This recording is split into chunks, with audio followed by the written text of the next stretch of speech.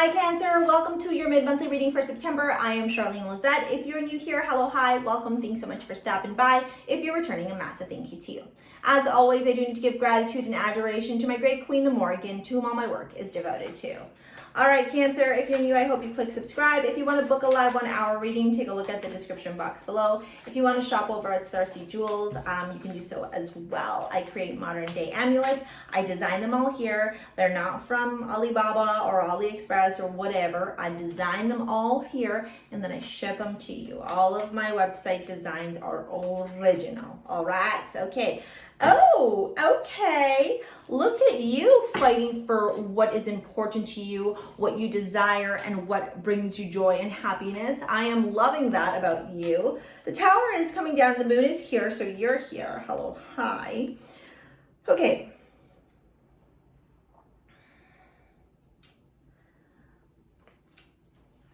This feels, I mean, we did have Libra and Venus, so this could be very relationship. Yeah. Okay, sorry, I'm talking to myself. I'm like, yes. So the Tower and the Moon do tell me that there are some type of constructs, illusions, things that you don't know yet that are going to kind of come to play. And they could be very jarring or feel very overwhelming, or could like kind of come into your life and you're just like, holy shit balls of fire, what the hell just happened there? Okay, so don't be surprised if you hear news, if you see something, or if something just magically is illuminated, maybe around the Pisces full moon on the, where's my calendar, on the 20th, that could come to light. So keep that in mind, okay? With those two cards at the bottom. What I am seeing here, though, to be really like frank with you, is you sticking up for yourself. This almost feels like there's something that's happening where you're finally standing in your truth, standing in your beliefs, standing in your convictions. Like, there we got Pluto again. So you do got a lot. There's something here that's shifting, okay? Whether it's internal, whether it's your mind space, whether it's the way you operate, things that you feel from your heart, or whether it be external environments, okay? It's going to be different for all of you. The last quarter you got is transition, letting go, forgiveness, and adaptation, and then you got a stellium, okay? Now, again, this is going to be this is actually very, very big. The more I'm pulling out these cards, I'm like, okay, this is not a small thing anymore. This is a big thing. This is something that is hitting its boiling point. It's like, so you can experience major transformation, okay? At the bottom of last quarter, it says transition, letting go, adaptation, and forgiveness. And then there's a stellium there. Hopefully you can see it. Maybe I do it here. Is that better? Yeah, maybe. Stelliums in astrology are when there are 3 or more planets in a sign in a house, and that means that in the person's life of that natal chart, that part of the chart is illuminated, it's highlighted, there's a big focus on it, okay? So if someone has a stellium in their 7th house, then relationships, partnerships, work contracts, etc. are like very illuminated. It could be somebody who has multiple marriages, multiple relationships, etc. Okay, if somebody has it in the 2nd house, it's money, material wealth, tangible things, okay? It also depends on what planets are there, but that's just kind of like the basis of it. When I pull out cards like this and I'm looking at it, it just makes me feel like there's a focus on it. And there's a focus on transition, letting go, forgiveness, and adaptation. With that Tower and that Moon, I truly feel like there is something major that is going to be transforming your life. Sorry about that.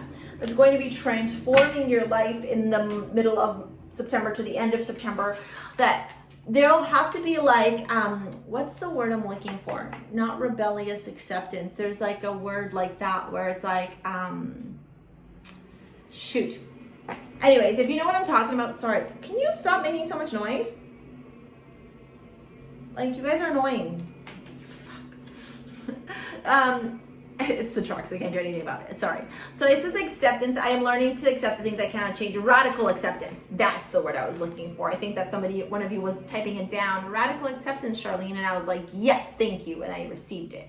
So this feels to me like radical acceptance. Okay. Radical acceptance on a situation where it's like, maybe in the past you played victim, or you felt like you were very victimized by the situation, but you're no longer approaching it like that. You're no longer approaching it in that energy. You're no longer operating from that frequency. You're no longer choosing to stay in that energy.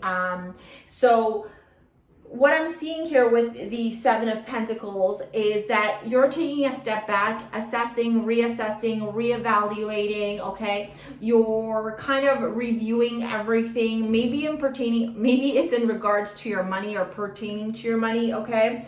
But what you're doing is you're making, or it could be something just stable and solid.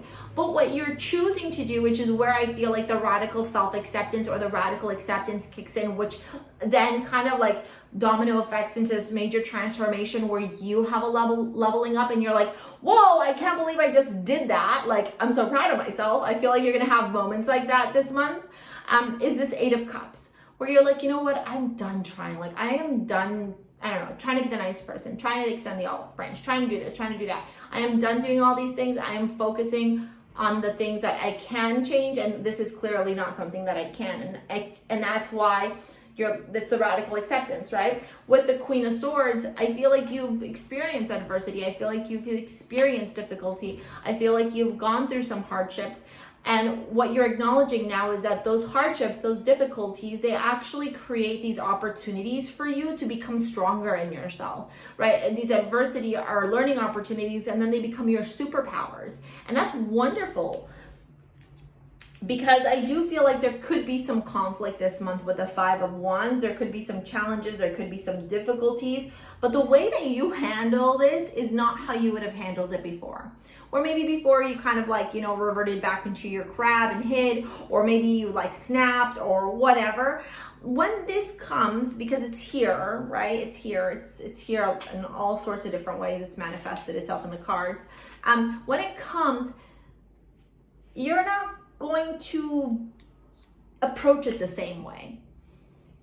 You're going to approach it with light, with happiness, with optimism, with the dawn of a new day. And I think it's that radical self-acceptance of, you know what, I'm not even going to engage in this, or you know what, I'm tired of pretending that I'm the victim here, or of operating from victim energy. I am taking control of the situation. I am operating from integrity, from self-respect, from love. When you shift that, everything feels like it just falls into place for you, honestly. With this card here, I really love this because it's how transformations can occur, right? It's the dawn of a new day, the darkness into the light. Okay, now I'm going to move into your love reading, okay? So let me get your love reading. If you want to book a live 1 hour with me, or if you want to shop over at STARSEA Jewels and pick up your modern day amulets, take a look at the description box below to do that, all right? Ooh, those went flying. So we got let go of control issues, allow the situation to unfold naturally, getting to know each other as you reveal, as you reveal your innermost selves to each other, your bond deepens. And then you got keep an open mind, your soulmate may differ from your usual from your usual type of expectations. It's very interesting. I haven't gotten a lot of people that have a lot of love.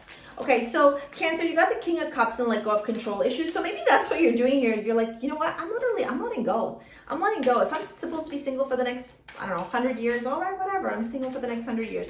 If I'm going to be in a partnership, the partnership's going to come when the partnership comes. I'm going to be very emotionally balanced. That's what this feels like. Okay, then you got the Queen of Swords with getting to know each other. Yeah, you're being very logical. You got the Queen of Swords twice, which is fantastic. It's telling me that you're being very rational, very logical, and you're somebody who has faced adversity, but you take your adversity as learning opportunities, and now you're converting it to your superpowers. So maybe that's what you're learning, or you're illuminating and focusing on mid-September to end of September, right? The learning lessons of past relationships, why they failed, why they didn't, and how you can move forward from them. And then you've got keep an open mind and the Seven of Cups, which could potentially mean that there might be a few offers that come your way, maybe none that you take though, because you're like, you know what, I'm not going to do this anymore. For others of you, this could very well be an ending of the relationship where you're like, you know what, I can't be with this person anymore. I keep trying to put in the effort, the energy, and it's just not working. I need to stop trying to fit square peg into a round circle kind of thing. All right, maybe that's where the radical self-acceptance comes in.